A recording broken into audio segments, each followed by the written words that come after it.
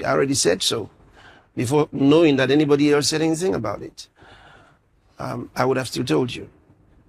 Because the wisdom of God is given to us to lead us, to guide us. We listen to the so-called professionals, and many have died listening to them. Think how many people have suffered strokes and all kinds of ailments because they listen to their doctor.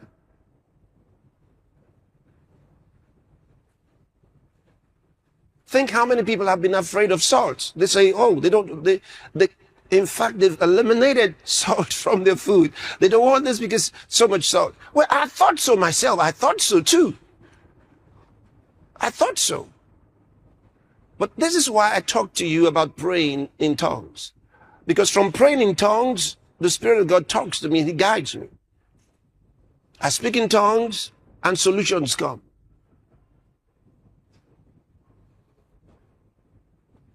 So if you will pray in tongues, you'll be amazed what knowledge will be brought to you. The Bible tells us when we speak in tongues, we're speaking mysteries. Mysteries. And so when I speak in tongues, and then I interpret the mysteries to my understanding, because in tongues, you don't know what you said.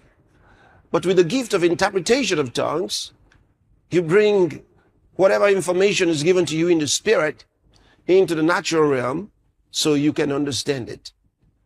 All right. So this is really remarkable, really remarkable. And you have to let others know. You have to let others know. You need salt. More salt than less salt. And you just heard, they've actually been giving all the sick people that they're treating in the hospitals, they're giving them salt. But they don't know. They repackage it and sell it to you in different forms.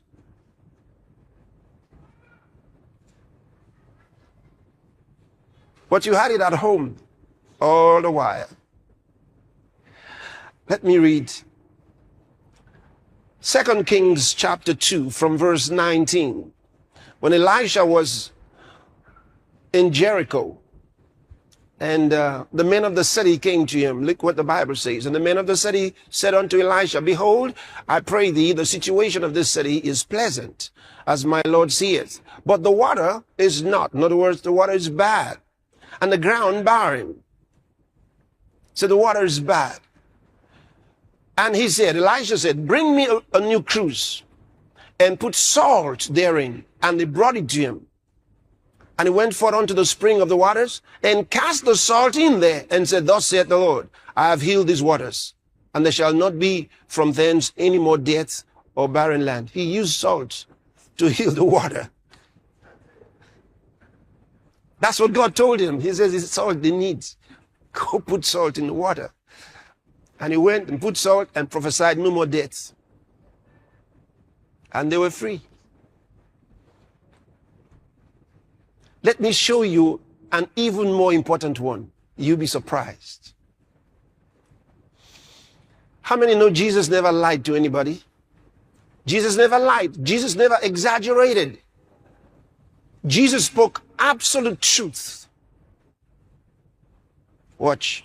St. Mark's Gospel, chapter 9 and verse number 50.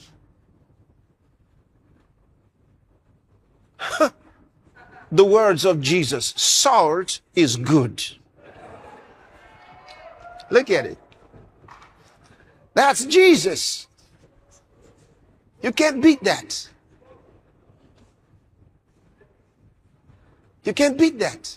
They told you salt is bad, but Jesus says salt is good. All right, let's read the rest of it. But if the salt have lost its saltness, wherewith will ye season it? Read the next part. Have salt in yourselves. Have salt in yourselves, and have peace one with another. Tell me.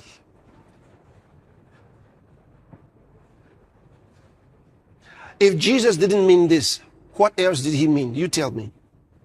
If this wasn't what he meant, what did he mean?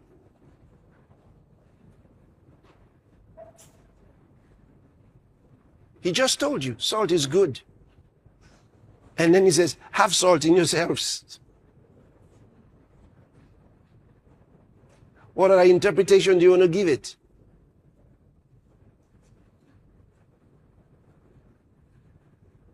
We just learned from the medical personnel that we listened to, they said a lot of people are sick because they don't have sufficient salt in themselves.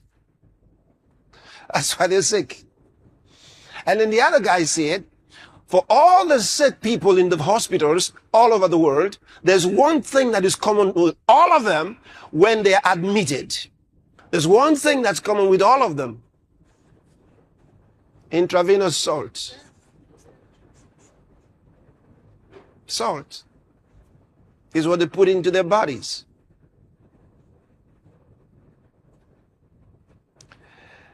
Why did they do this? I told you, if you're well, the medical doctors will be broke. The pharmaceutical industry will be broke. So they can't afford for you to be very well. They need you to be sick. So they can't always tell you the truth. And many medical doctors find out about this late, some never discover. They think they're in a profession to help people get cured. After all, that's why they went to medical school. Until they meet the regulators and those who are from the Ministry of Health,